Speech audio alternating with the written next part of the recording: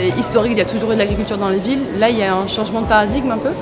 On a une agriculture urbaine qui est soit professionnelle, soit non professionnelle. Ça peut être des jardins collectifs, ça peut être de l'agriculture sur un balcon, donc un individu.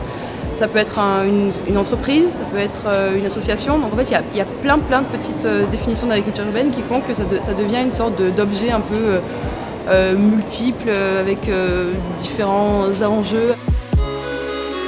On a décidé tous ensemble avec la Cité de l'Agriculture, l'Institut d'Urbanisme d'Aix-en-Provence et Astre d'Or de créer cet événement pour finalement dynamiser un petit peu l'agriculture urbaine à Marseille, fédérer un peu les acteurs qui la composent, aussi bien les chercheurs que les porteurs de projets, ceux qui font finalement métier de l'agriculture urbaine aujourd'hui. On a voulu organiser cette journée pour que ces acteurs, qui sont porteurs finalement d'une philosophie méditerranéenne de l'agriculture urbaine, puissent se rencontrer. Le but, c'est de montrer qu'à Marseille, l'agriculture urbaine, c'est pas qu'un effet de mode, c'est qu'il y a un énorme potentiel sur Marseille. Il y a un potentiel en termes de climat, en termes d'enjeux sociaux que ça soulève et auxquels ça répond.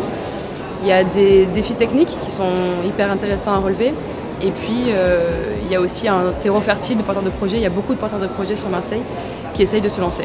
On a une dynamique réellement de montée en puissance d'acteurs qui se professionnalisent sur cette question et qui, pour le chercheur que je suis, posent énormément de questions. On parle de marketing, on parle de développement économique, on parle de création d'emplois, mais on parle aussi de lien social, de sensibilisation à l'alimentation, de reconnecter le citadin au producteur, de comprendre aussi ce qu'on mange et comment c'est produit.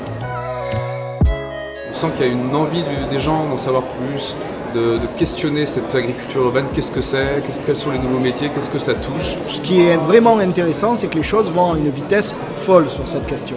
Ça questionne finalement le social et finalement la relation qu'on peut avoir entre le monde végétal, le monde alimentaire et l'humain. On a décidé de donner la voix à tous les porteurs de projets qu'on connaît, qui existent dans Marseille. Donc c'est plus d'une vingtaine d'acteurs. Et finalement on a organisé ça sous une forme assez ludique de 7 minutes, 7 slides.